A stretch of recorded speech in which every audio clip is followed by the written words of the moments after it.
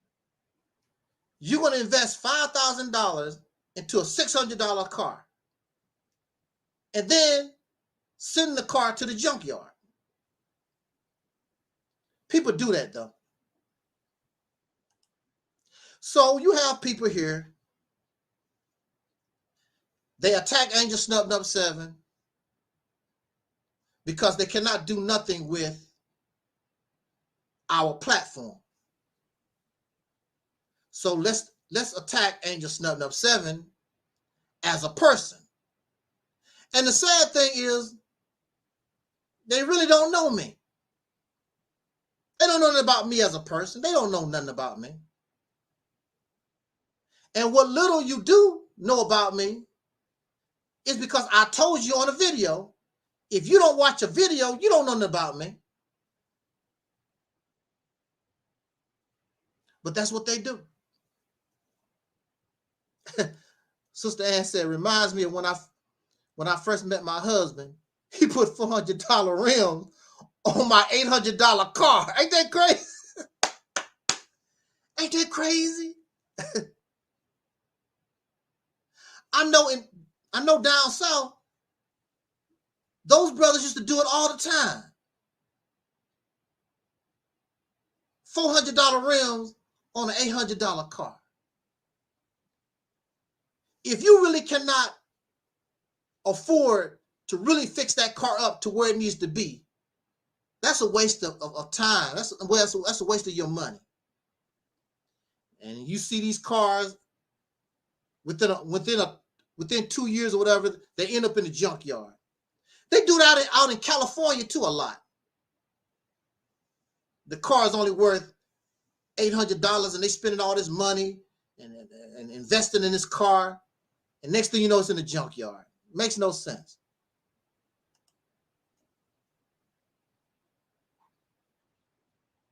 So this fella decided, I put up a post in remembrance of my mother, and I briefly mentioned my father. And so he decided to take the comment that I made about my father and say that I hate black men because I have daddy issues. Here's my father. I don't have a lot of pictures. This is probably one of the best pictures. I'm going to find a better picture. But this is the most common picture. You can barely see him. That's my father. There's a better picture. I need to find it, and I'm gonna start promoting that picture because this one doesn't give him justice. But that's my father right there. That's my daddy. And if you really could see him, when you see me, you see him. We look almost the same. Same thing. Same thing. We are the same. He was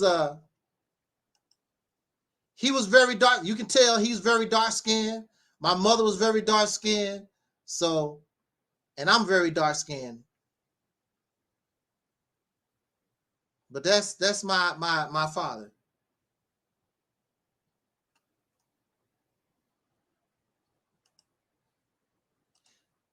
Now, many of you have been following. I'm not going to say following. You have been listening to this ministry for a very, very long time. And you would know me more than some bozo off the street. I very rarely talk about my father. I think sometimes I might say my sperm donor. I might say that sometimes over the years. But I don't even talk about my father like that. I don't even bring his name up. I don't talk about him. How can I talk about somebody I really don't know? I have no anger. I'm not upset with my father.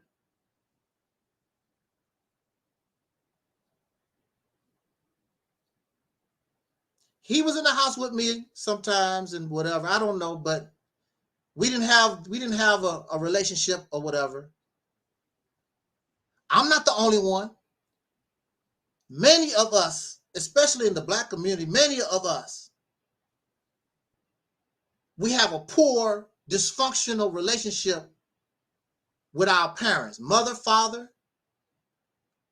Some of us didn't have any parents. We grew up in the foster care system. We was adopted. Hopefully, we was adopted by good people. We didn't have so I'm not nothing special. So what? I'm not angry at my father. I'm not upset with my father. Even if he was there, he didn't have nothing to offer me. He wasn't very educated.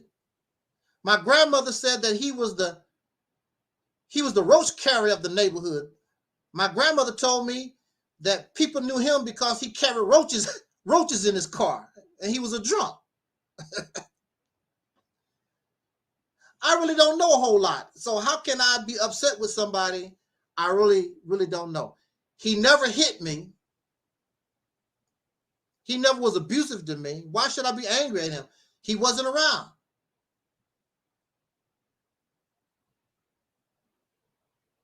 I didn't need him. I'm fine. I'm cool. There's nothing for me to be angry and upset about. You never hear me make reference to him, talk about him. I cannot talk about somebody that I don't know. Lionel Chavis, I showed you pictures of Lionel Chavis. Lionel Chavis, who I probably only knew for 6 months, he became my surrogate father. And the Honorable Elijah Muhammad. They were my examples. They became my father, surrogate father.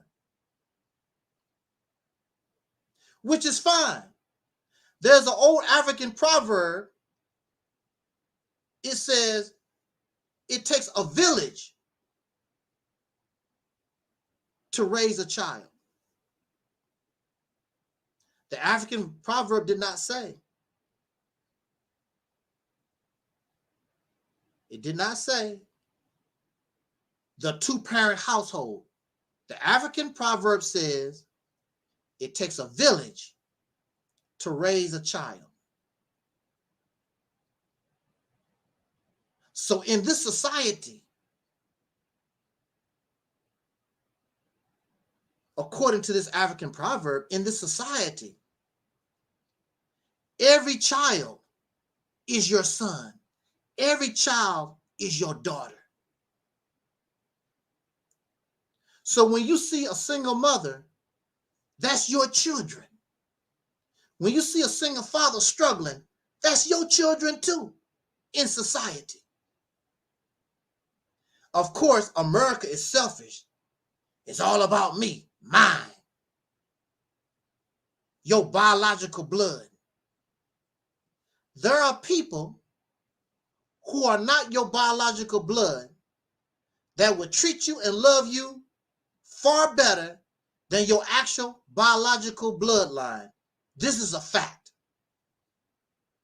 I would get a piece of bread from a stranger quicker than my actual bloodline. This is a fact. They asked the Jesus of the scripture about his family. And I will paraphrase, but Jesus basically was like, whoever is in line, whoever's with the Father is with me. That's my family. That's what the Jesus said. The Jesus didn't trip off bloodline. Blood don't mean nothing. Exactly.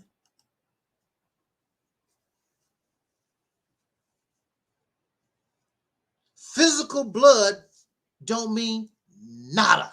Don't mean nothing. This is a fact.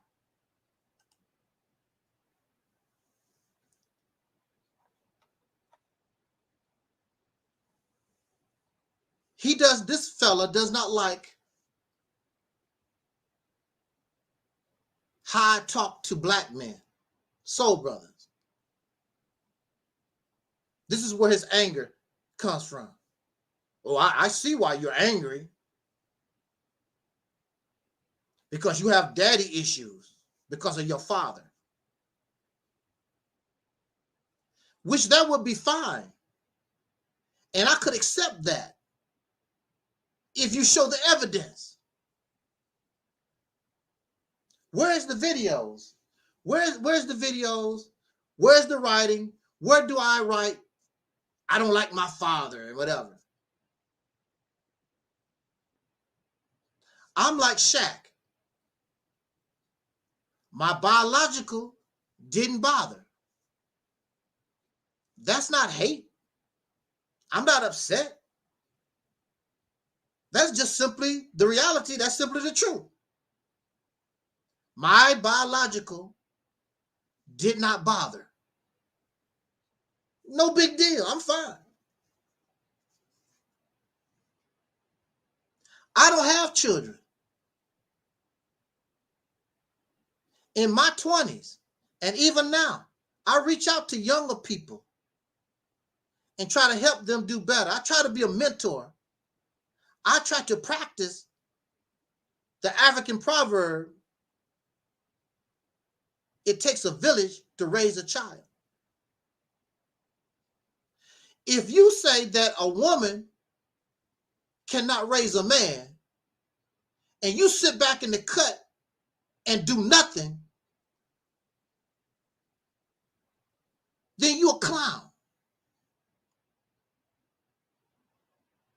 Because that's your responsibility. If you are saying that a woman cannot raise a man, and you sit back and don't do nothing, then you're a hypocrite and you're a damn clown with your happy ass. That's for Sister Ann.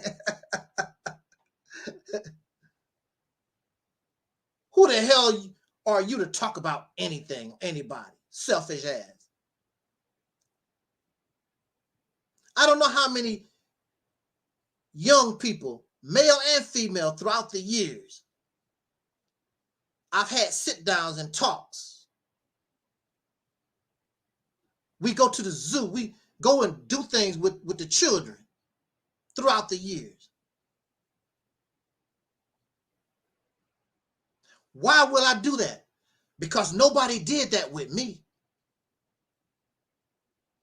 So I will do that, extend myself to a child because I know how it feels to be in that position. I'm going to accept that responsibility. He's trying to find a reason to reject reality.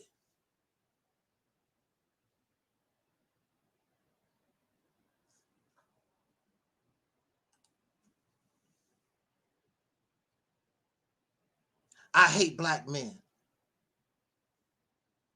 because he don't like the way we talk here. Remember when he was here and I told him we don't babysit people here. We don't babysit people on this platform. We don't give credit unless you earn it here. See, men like that, they want unearned credit and praise for doing nothing. They want the title of being a man, but they don't really want somebody to tell them and put the pressure on them. Well, you need to prove it, Mr. Man. You a leader. They want the praise. They want the credit, but they don't want to actually do what's necessary in order to live up to that title. That's what he don't like.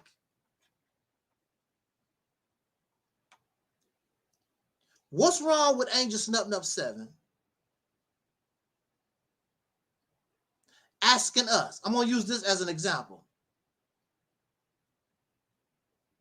Black Americans, we are 13 to 15% of the population, I'm told.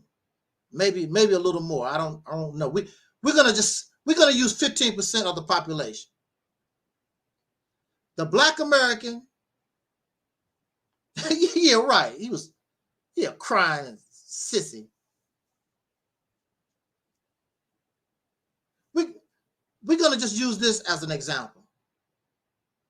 Black Americans, let's say we are 15% of the population, right? What's wrong with Angel Snubbing Up 7 bringing to us, who are the males? We are supposed to be the providers. We're supposed to be the leaders. We the strong gender, all that beautiful stuff that y'all talk about.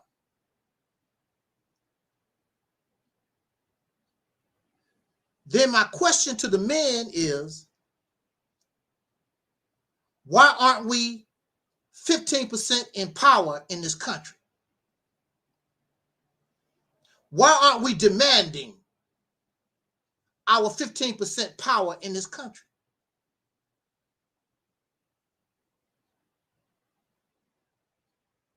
He has a problem with that. Why you have a problem with that?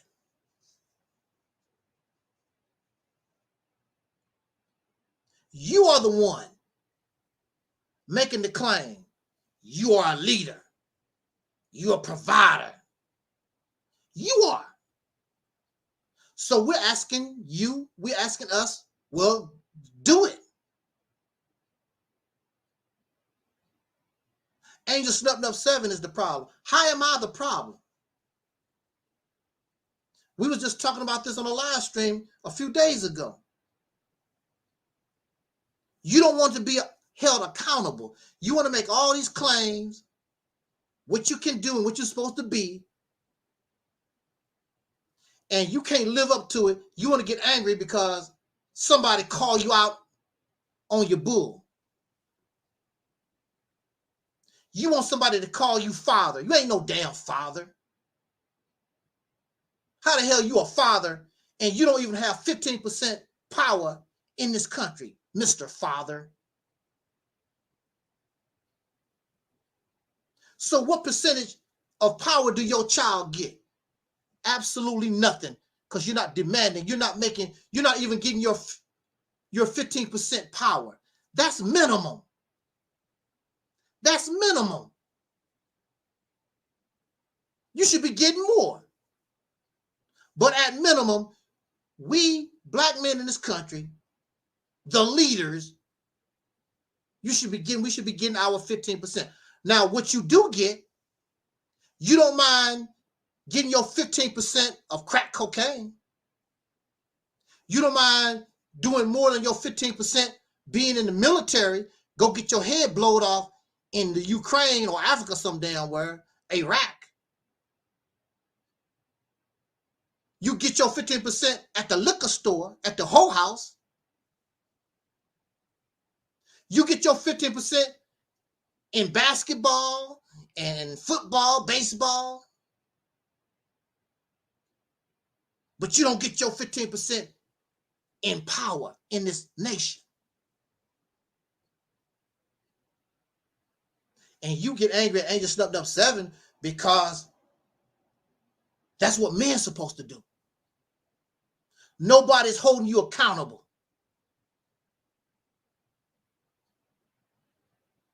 These women sleeping with you, you don't deserve no poutine. You don't deserve no babies. You have not earned it. You're not no men.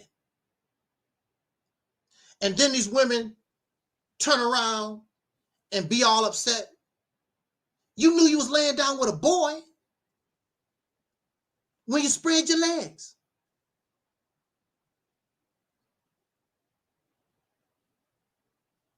I'm going to use Jay-Z for an example. I'm not trying to pick on Jay-Z. Jay-Z is Mr. Millionaire, billionaire, or whatever, and he smokes cigars or whatever. Jay-Z don't have no damn power.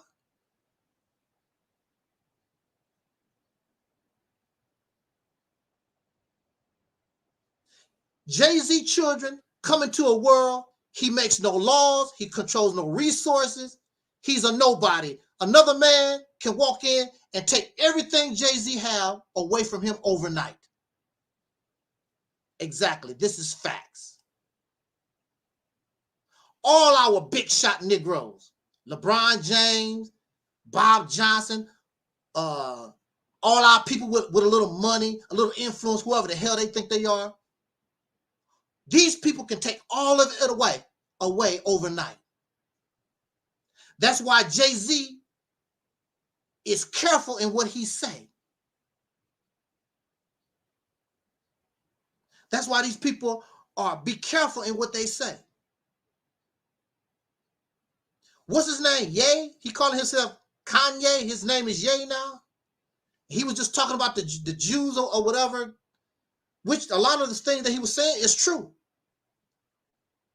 But he's going to turn right. They do this all the time. You meant what you said. Stand on yours. I heard that Ye turned around and made an apology. They do this stuff all the time because he running his mouth. He know damn well he's not in a position to challenge these people. They break your ass down. They'll frame your ass with a crime, an IRS debt or something, whatever. Your ass will end up in jail, or they just simply put a bullet in your brain. That's what happened in this country.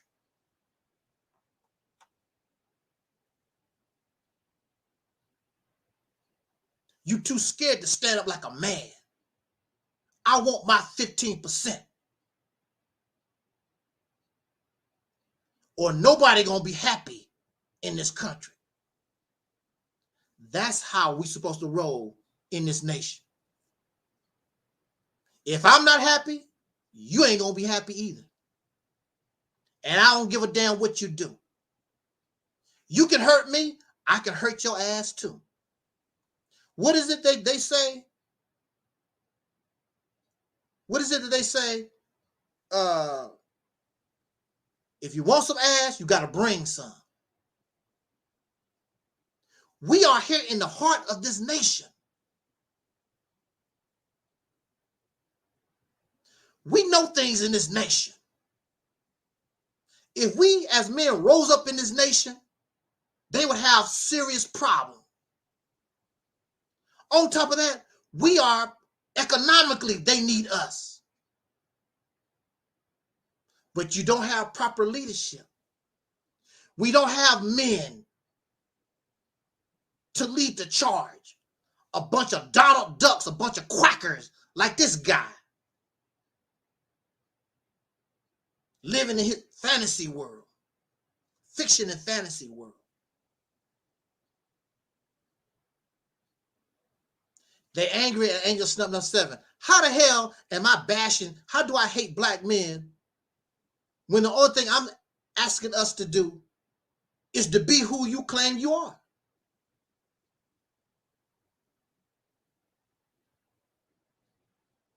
I hate black men. And that means all of us.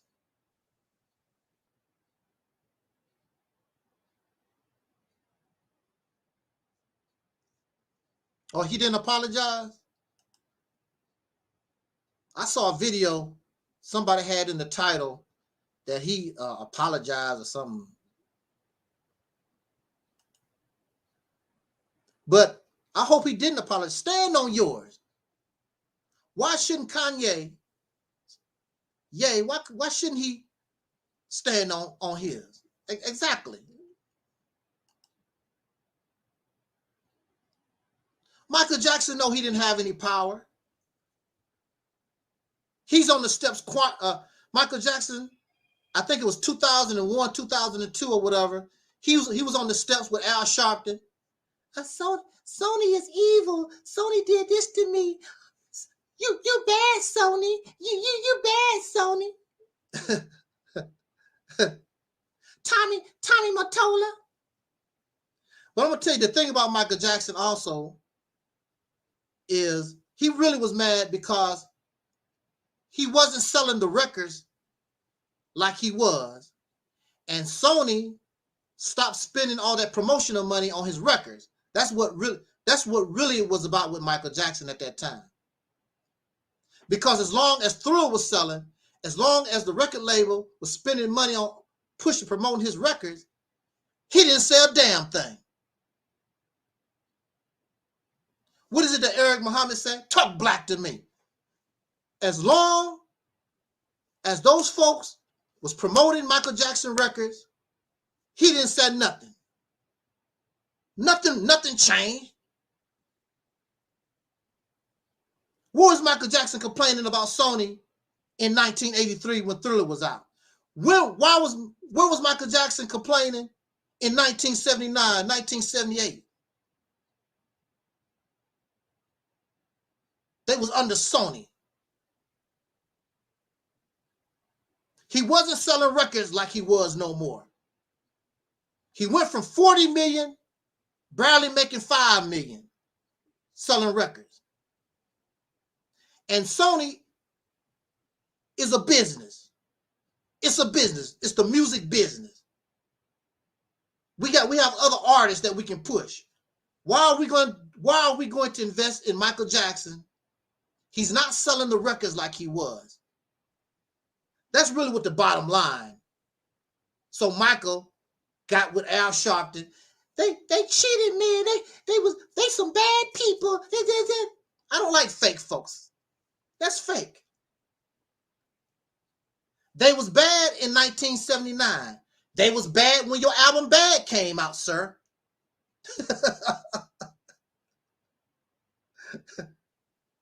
That's what that was all about. And he even said it. They're not promoting my record. You're not selling, sir. You're not selling the way you was. Your record sales is basically average now. You're not selling 20 million, 15 million no more. He went from 40 million to 20 million to 15 million to 5 million. That's what happened. Let's be real and honest. Let's be real and honest with this. I understand y'all say the white man's the devil and all that and people cheat you. Let's be real about the whole thing. Let's be honest about the whole thing. Who's bad? That's what that was all about.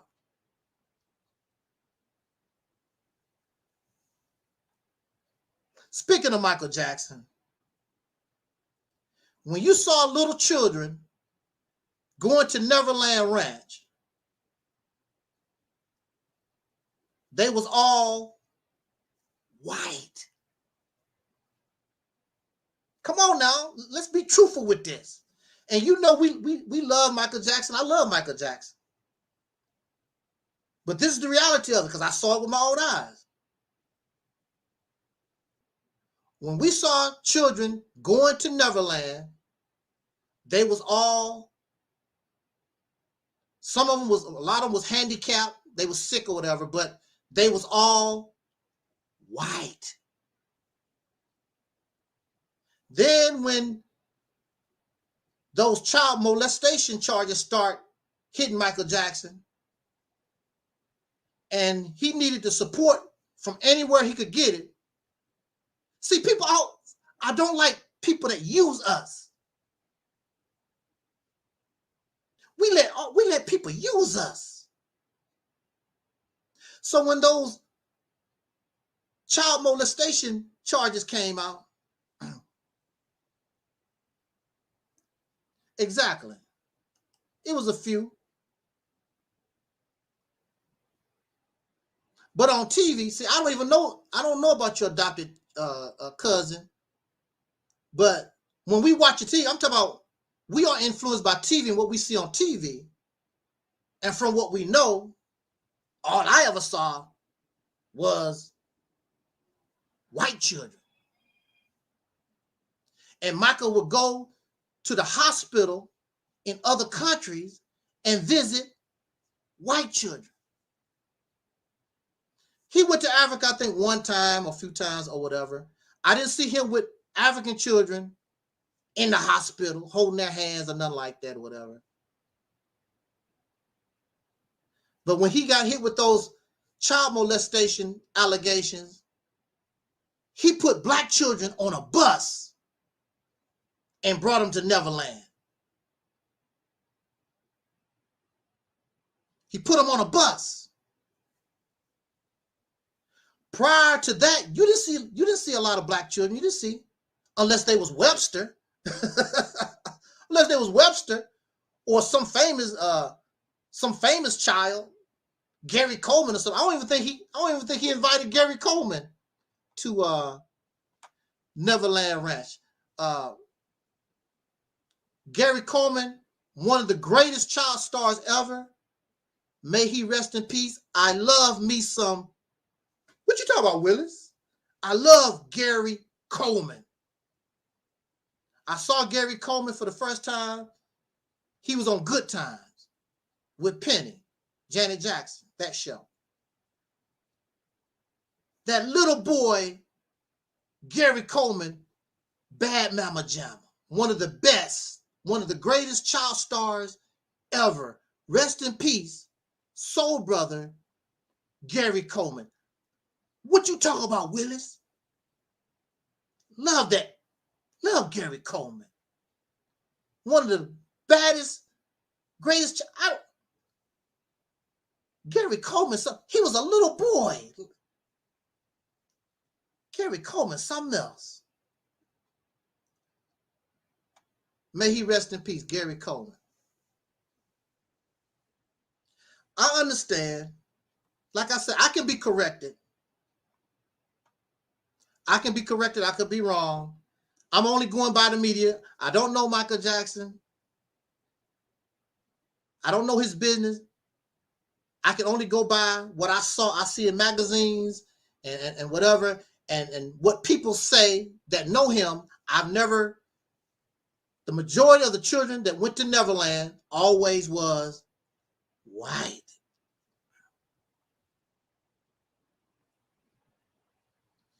Even our stars of today, they entertain white children more than our children. Because they are the ones with the disposable income.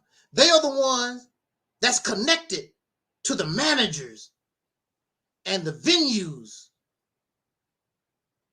A white man can get to Terry Ellis before me because they are in that position. And most of their money is coming from white people. Now you could make a decent living by entertaining just black folks, going to our clubs or whatever. But see, a lot of us, we want that. We want what white folks can give us. We want that spotlight. We want the TV. We want the media. We want the newspaper. We're not loyal to nothing except our own pocketbook. When you think about James Brown and Tina Turner, who is in the audience? When you think about Michael Jackson, who is in the audience? Who is on the front row? Who is on the front row of these large venues? It's them, it's white folks. Black people, we don't have that kind of money, $100,000, $200,000 a ticket. We don't have money like that. It's them.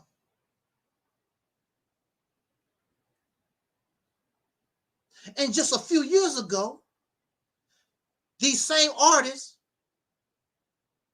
would have to go through the back of the building. Colored only signs was up. just a few years ago, when I was a little boy, colored signs, colored only signs was up.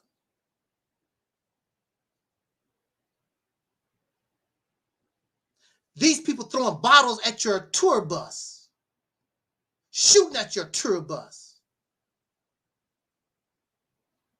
I just saw that movie, The Temptations. It happened to them. They had a flat, the bus had a flat, peck of woods passing by, and they shooting at the bus.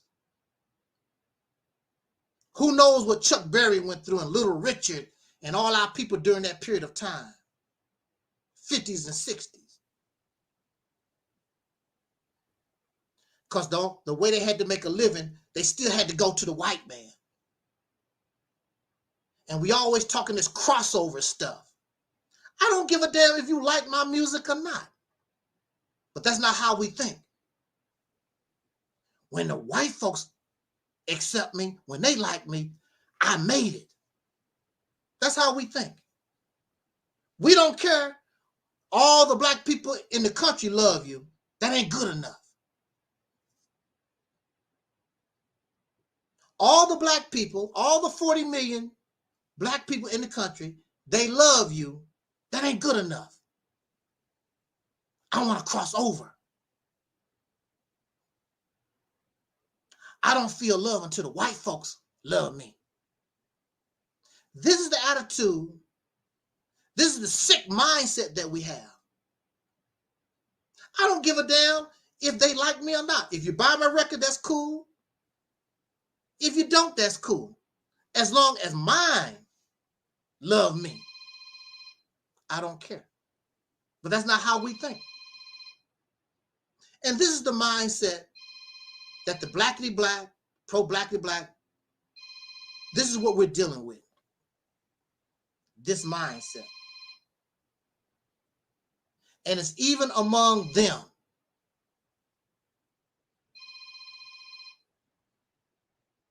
Now, they won't listen to Angel Snubbed Up 7. But if Minister Farrakhan like Angel Snubbed Up 7, all of a sudden, everybody like Angel Snubbed Up 7. Well, Minister Farrakhan like Angel Snubbed Up 7. This is because we have a zombie. We don't even think for ourselves. Last year, all those people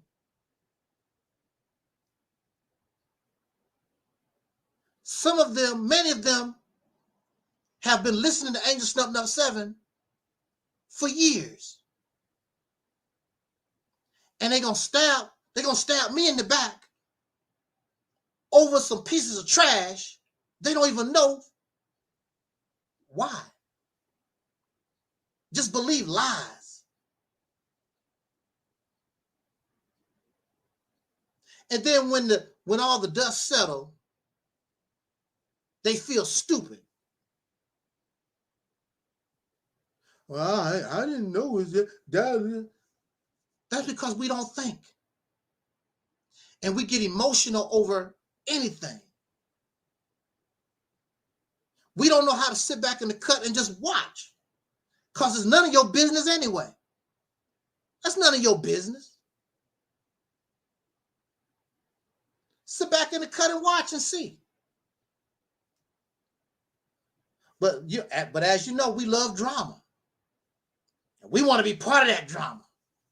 Put our little 2 cents in. Then when the dust settles, they all look stupid. All these big mouth ass people, where they at? They had all that mouth talking all this crap. Angel Snubbed Up 7 still talking.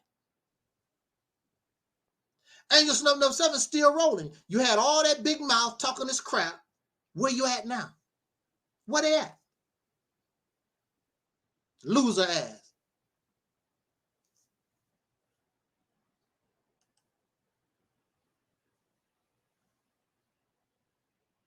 But that's because we don't have men, because men would not tolerate this kind of behavior. Strong men. we are 15% of the population. You're going to give me 50% power base in this country. The Congress should see our 15% representation. The court should see our 15% representation in the courts. It should be a demand.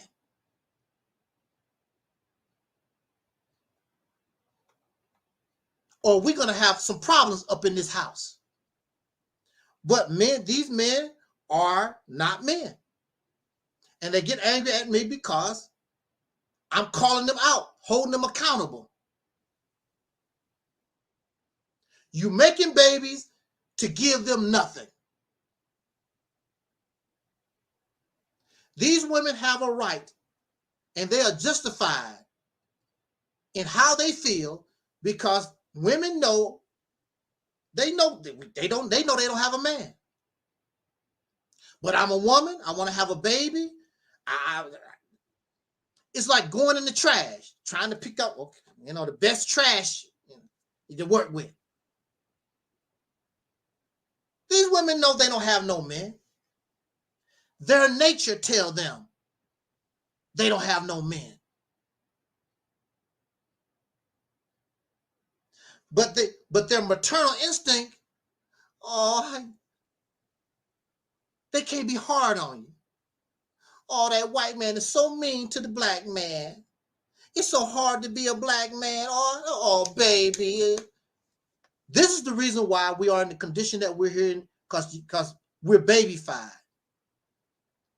The women babyfied us as boys, and men babyfy us as adults.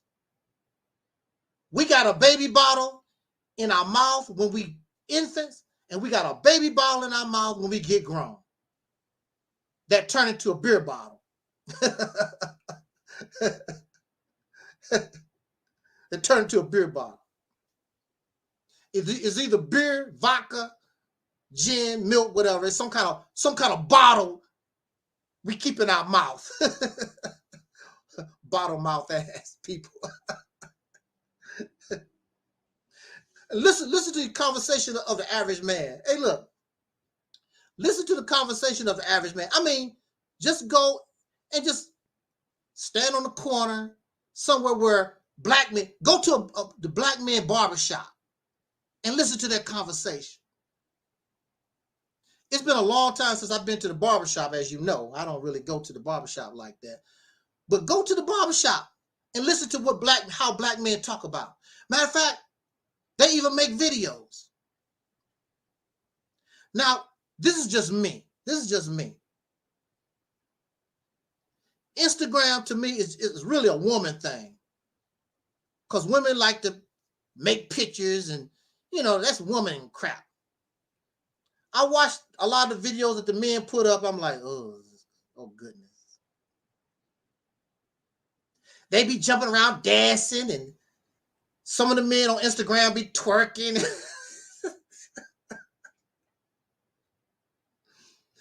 They show how they can jump and play.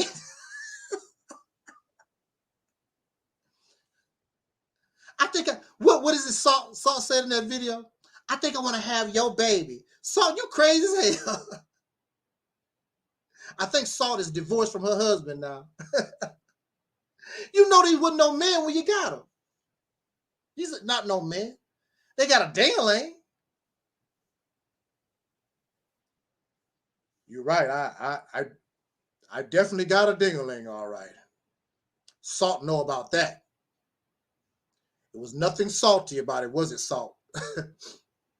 Yeah, you know about the ding-a-ling. That's what he talks about, because that's all he doesn't have much to offer. And some of them make a little money and put on some, fancy clothes, whatever. She don't have a man. But they want the respect. They want the honor. They want the praise. They want the credit of being a man. We don't give credit unless you earn it. So you can take your happy ass, sir, and go on about your business. Because we're not going to do that here. That's why we are in the trouble we are in now. And some of them, like the deacon said, you know, the dingling make them feel like a man. And they come on video and scream and holler, black power and the white man the devil. Ho, ho, hip, ho, ho, hip, ho. That don't impress nobody. Do you think the president of Russia is impressed because you go on the battlefield, hip, ho, ho, ho, the white man's the devil, hip, ho, ho, ho. He sent one of his drones and blow all of y'all up at one time. Hip, ho, ho, ho, ho, ho, hip, hip, ho.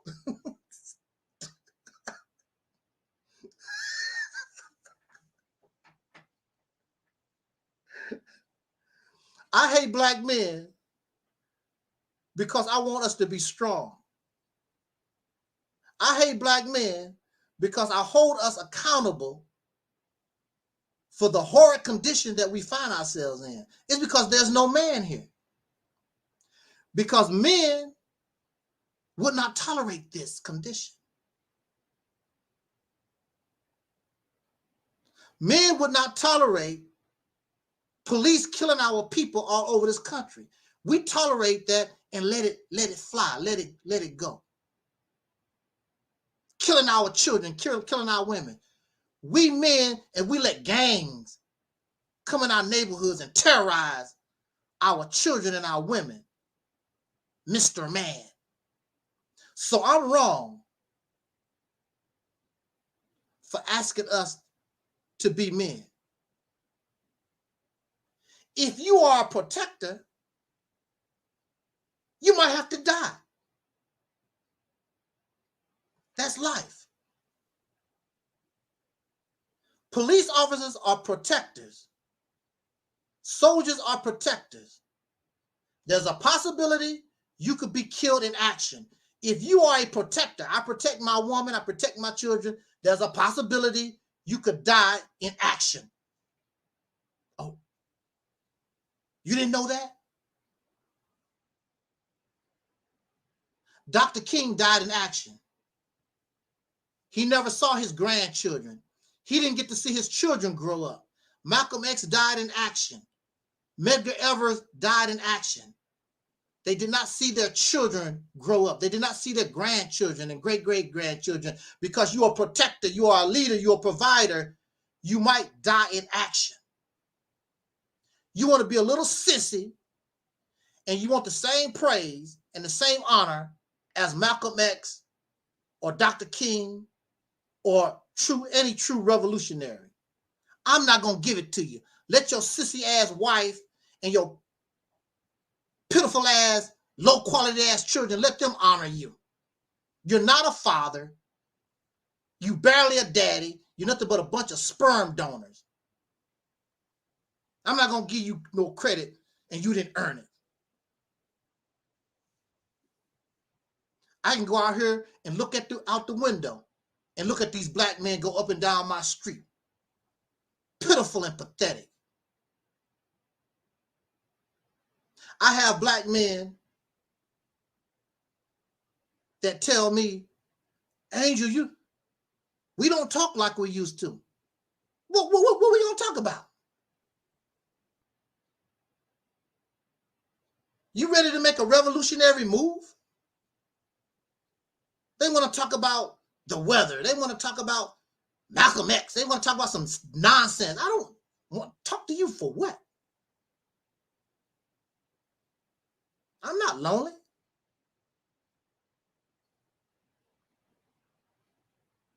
I don't want to talk to no damn man like that. If I get lonely, I'll call Sister Ann. If I get lonely, I'll call Mello or somebody. I don't want to talk to no damn man. Men's supposed to be men. We're supposed to be taking care of business. What are we doing as revolutionaries? What are we doing to protect our women and children? What are we doing to control our destiny? That's what I want to talk to a man about. I don't give a damn about no basketball games. I don't give a damn about a YouTube video. What are we going to do in order to solve this problem that we have once and for all? All that hoop hollering, black power, and trying to talk tough at the video. Nobody give a damn about that crap. You won't impress nobody.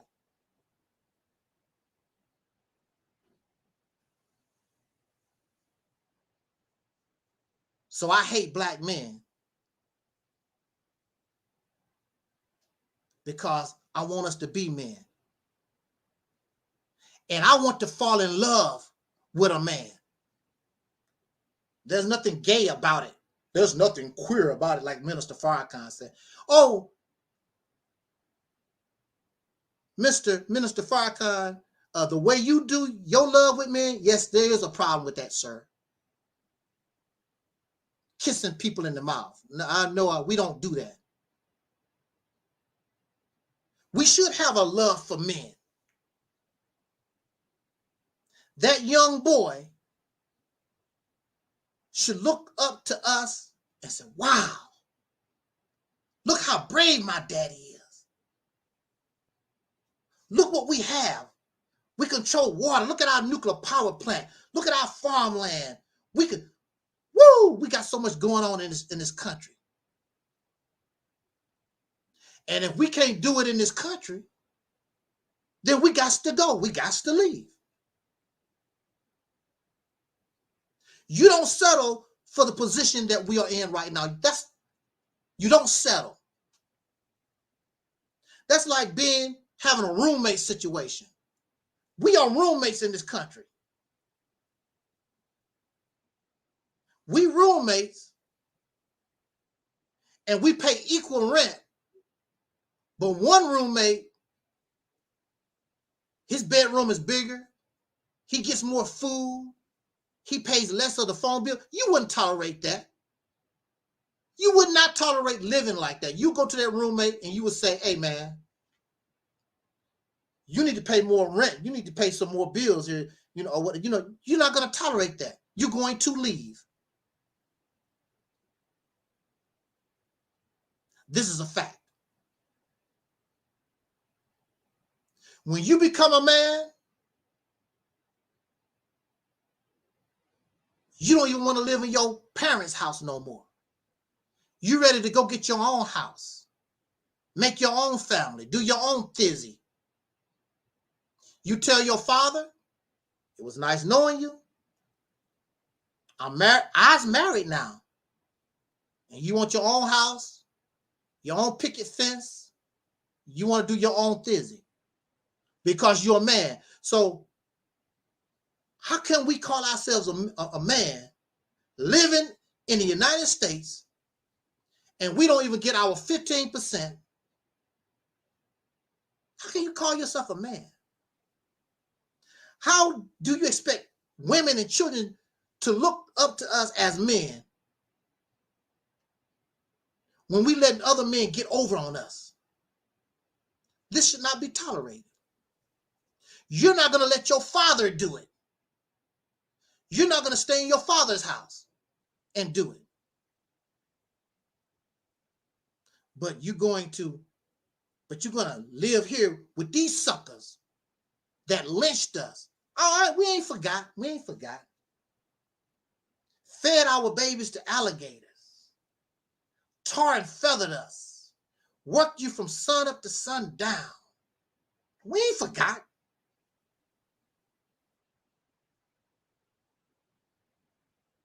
And you're going to lay up in this house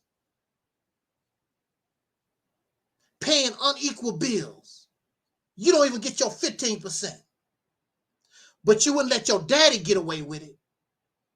You wouldn't let your roommate get away with it. I got to go. So, just like Elijah Muhammad said, Elijah Muhammad taught, if we can be treated fairly in this country, then we can do that. But if we're not, we need to separate. So it looks like we need to separate. And that's what the Mississippi campaign is about. Separation organized separation because we know that you're comfortable.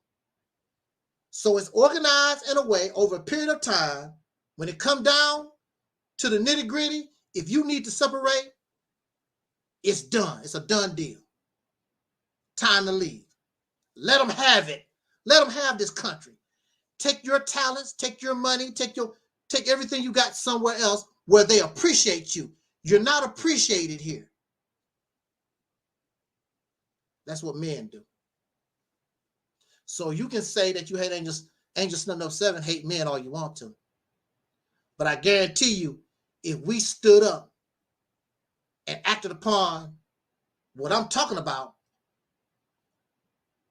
holding ourselves accountable, and we actually earn the praise, earn the honor, it don't make no difference. Nobody have to tell you nothing. I still don't respect you. Nobody don't give a damn. But now you in power.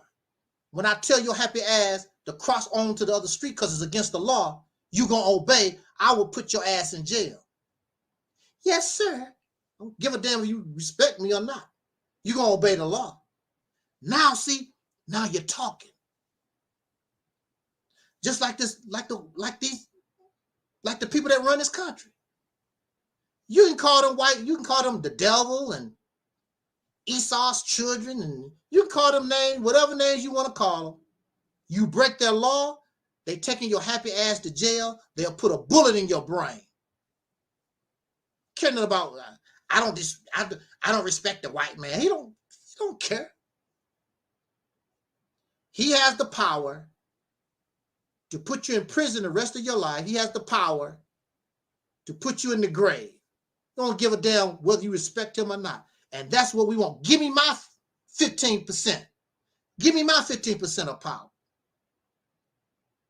So I can make some laws. So if anybody come in my neighborhood, wherever I'm at, I make the law. I make the law. You don't have to respect me. But this is the law here. I'll put your ass in jail. And you can disrespect me behind bars, sir, ma'am, or whatever you want to call yourself. Because nowadays they gender confused. They don't know whether they male or female. So, sir, ma'am, whatever you want to call yourself. I don't know. You don't disrespect. You don't respect me. Well, you're gonna respect these bars. You're gonna respect this $1,000 fine that I put on your happy ass. I'm gonna be disrespected. You don't respect me all the way to the damn bank, like these people do. They don't care about all that silly stuff y'all talking about or whatever. Give me my 15% at minimum power. But these people, these so-called men,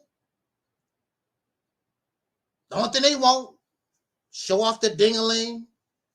Man, you just jealous. Man, you just jealous because you ain't packing like I am. That's what it is. He jealous. That's why he keep bringing that up. Because he ain't packing like I do. Mm-hmm. He don't have the money like I do. Money that you don't give any value to. Another man puts money, value on your money. Everything that you got, another man put value on it. Nothing you have, you give value to. Not even 15%. As men, that's not acceptable. But you're not a man. Bunch of comfortable sperm donors. And these poor women keep making babies with you. Producing more pitiful, low-quality males. Yes, I do hate weak-ass black men. You're absolutely right. I hate weak-ass, pathetic, loser-ass black men. Yes. Let's get the adjectives right. But I love a strong black man. Malcolm X, strong black man. Dr. King, strong black man. A lot of the brothers, strong black men. You ain't. The last 50 years prove that you ain't strong. You have not added nothing to the struggle in the last 50 years except a YouTube video. That's the best your happy ass can do. But you won't honor and praise like you Dr. King or somebody.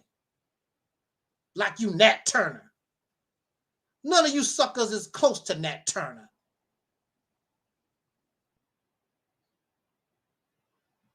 You dropped your guns in a drop of a dime. Soon as the state police, sheriffs pull up, you drop your gun. I gills up. I didn't do nothing. That was twin. That was twin. Those twins. They the ones. They got the gun. They got the gun. They got the AK-47. It was twin, and that woman right there, Sister Ann, she got a 22 in her bra. Sister, that woman they call Sister Ann, she got a 22 in her bra. Can I get a deal? Can I get a... That's the kind of people we talk about. Weak ass sellouts. So no, you're not gonna come here and get a pass. We give credit where credit when you earn. Don't give you praise and honor for something. That includes me, that includes anybody. When you earn the credit, you get it. Matter of fact, you shouldn't even trip off of it. Because you know who you are. You know what the deal is.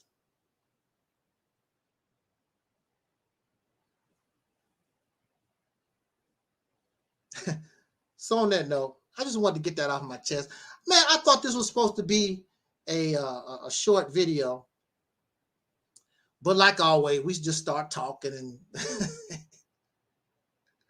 I don't know what short videos are. I don't know what they are. I do enjoy talking to our audience.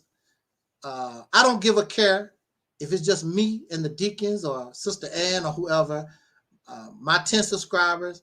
I don't care. I can talk. I've talked by myself. No big deal. I don't care about all that. Sooner or later, somebody will listen, but I mean, we talk. I talk. Hey, Brother Denzel, got to stop doing everything we're doing. Brother Denzel in the house. Brother Denzel in the house.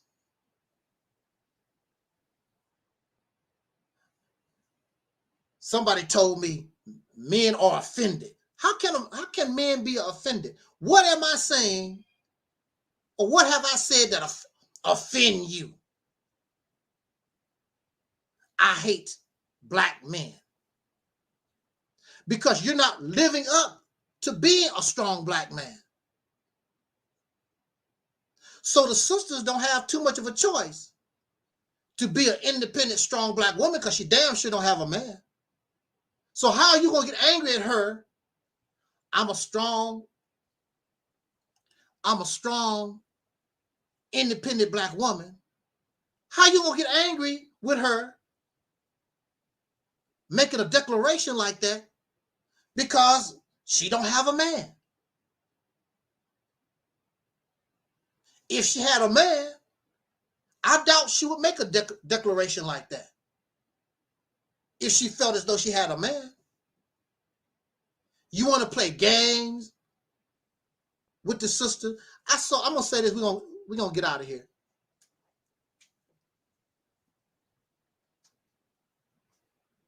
I'm glad I'm not pro-black. I'm glad I'm not Pan-African. Because I love our people. I love our people.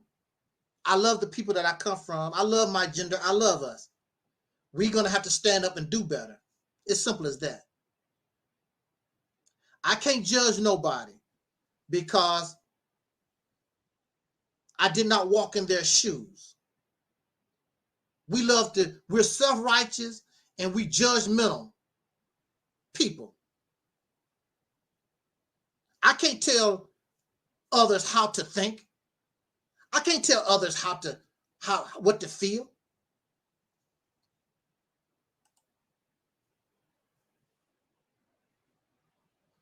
I can't do that. All of us have different experience in life, and things affect us differently. So I like Oprah Winfrey. I like Oprah Winfrey ever since she came on TV.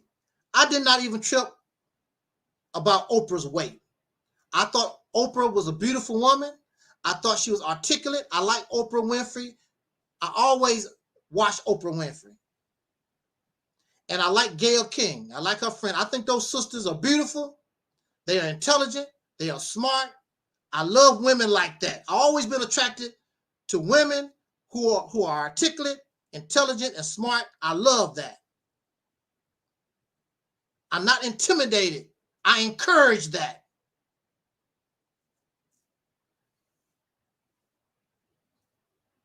Gayle King, her husband cheated on her with her friend. That's a hurtful thing. Not only was she cheated on by her husband, but it was with a friend.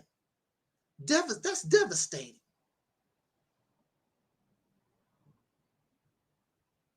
That hurts to the core. So how can I go to Gayle King and tell her, black men, this and the black, marry her? Now, if you notice, to my knowledge, Gayle King has never, to my knowledge, she still never dated a white guy. Because a lot of us, we get hurt and we run to white people. Black men, I hate black men. They do this. I don't like black women. And they run to white folks or whatever. To my knowledge, Gayle King, even though she's surrounded by white men all the time, to my knowledge, she's never romantically been involved with a Caucasian guy. But if she got with a Caucasian, who am I to judge her? I can't tell people how to feel about their experience or what to do. But see, this is where it all comes down. Even though she went through that hurt, even though Gayle King went through that hurt, when she opened up her eyes and wiped away her tears, if she still was able to see strong brothers standing strong, we not like that. I'm with you. I got your back. Then maybe the sisters would not be drawn toward them. We build our thing so we can give Oprah a job. We can give Gayle a job. We can give EnVogue a job. Open up factories and casinos and give our women and our children jobs. But the only job we want to give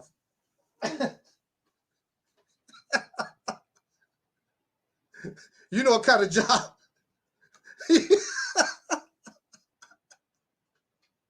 That's a damn shame. And they angry at me. Woo.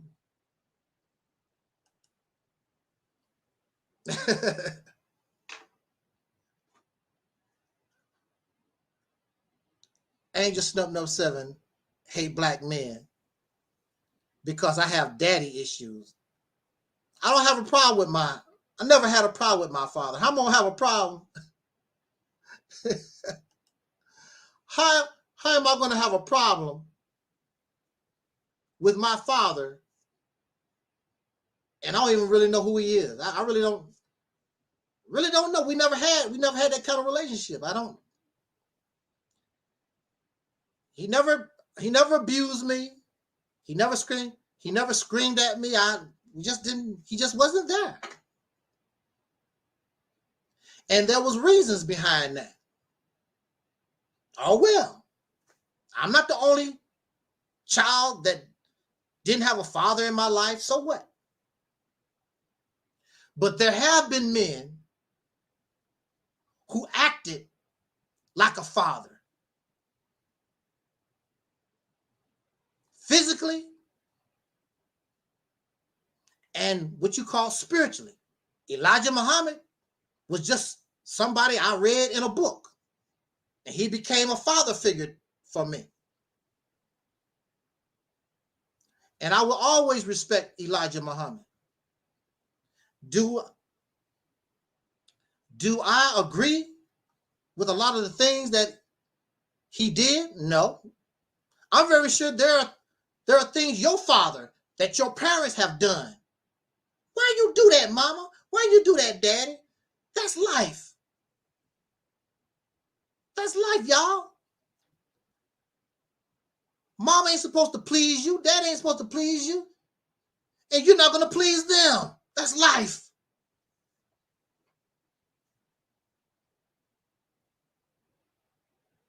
A love-hate relationship. Now, boy, you know you shouldn't did that, but I still love you. I still love you, boy. I told you don't go to that college. But, you know, that's your business. Yeah, I still love you.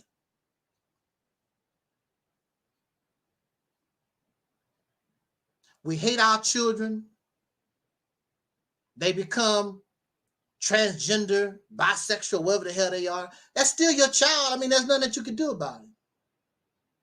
A lot of this stuff happens because of religion. God don't like transgender. God don't.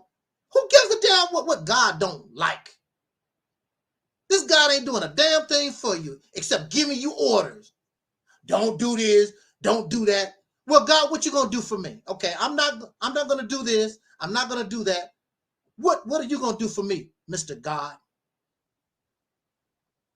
Laying around in heaven or wherever this God is at, always giving orders. Thou shalt not kill. Thou shalt not covet your neighbor's wife. You come that. This God got all these rules. Got a whole thick ass book, thousands, hundreds of pages. Chapter 12, chapter 15, section B8, all these rules for your happy ass. And what do this God do for us? I praised this God for years, since I was a little boy. Jesus laid me down to sleep, but for the Lord sold my soul to keep. In the name of Allah, the beneficent, the merciful, all praise him.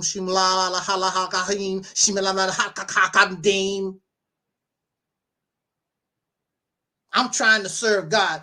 God ain't did a damn thing for me. I'm giving God credit for things God didn't do. I went out and got my own job. I'm the one that went out and, if I didn't do it, it didn't get done. I'm laying around. Look what God did for me. God got me a job. This is a good job. No, I went to the newspaper, took my happy ass down to the store, filled out an application. I went on a job interview and I qualified for the job and got to work. And God didn't do none of it. God didn't even give me bus fare. I'm giving God credit for all my work.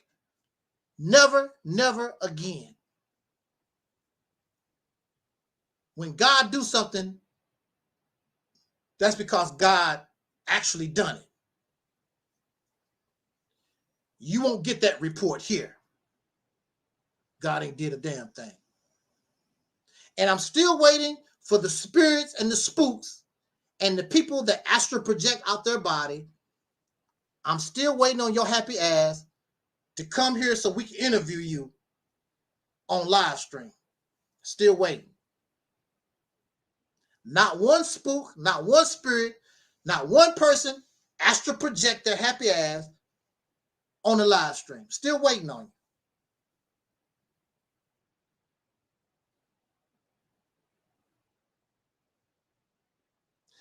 you. You can continue to do that and say Angel Snuffing Up 7 hate black men, but that's a damn lie. There's nothing wrong with me holding ourselves accountable and being the man that you claim you are. You're not going to get praise and honor that you do not earn. We don't do that here. You can go to another channel and somebody will give you praise and honor. Weak ass. We're not going to do that here. So on that note, let me get out of here. We're going to catch y'all on the flip. And you take it easy. Enjoy your weekend. And shout out to Denzel, the twins, and Sister Ann, of course, Mellow Cap, Razzie Fry, Brother Talib, Soul Brother 47, and Bruce and his family, Sister Tangi and her family, Josiah, our people in London, California, and all over the world. Thank you so much. Tafari Smith, Angela Hines, our main people here. Thank you so much for your continued support of this platform. No man should be upset about what I say here. Men will say we have to do better. When I look at the chat room, when I talk to the deacons, they just simply say, man, we got to do better. Being in denial is not going to help you. Wanting somebody to babysit is not going to make you better. It makes things worse. We are protector. If you are a protector, then there's a possibility you will be killed in action. And that's the problem. You are actually afraid to be a man. Because in order to be a man and a protector, then you're going to have to suffer the consequences. You might have to be killed in action. Being a man. That's just the reality of it. And I'm not going to try to sugarcoat a damn thing for us. But the thing about it, you stand up, we stand up and be men. I can guarantee you the attitude of our women and our children will change. They've never seen real men stand up before, and they will support you and they will honor you in life and death. Thank you for listening. Jot down your comments. Shout out to Instagram and Facebook listeners, those who are listening and those who will be listening to this broadcast at a later time. I thank you so much. As our brother Don Cornelius used to always say, as in parting, I wish us love, peace, and so we are 45,000.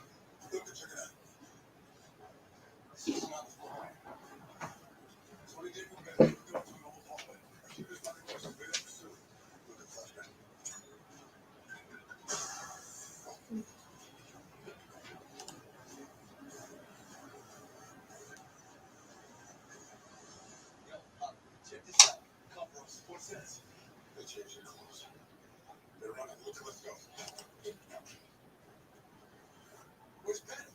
She's gone. No, that's impossible. Penny's tracker. They must have ripped it out of her. 20 David to command the armored vehicle.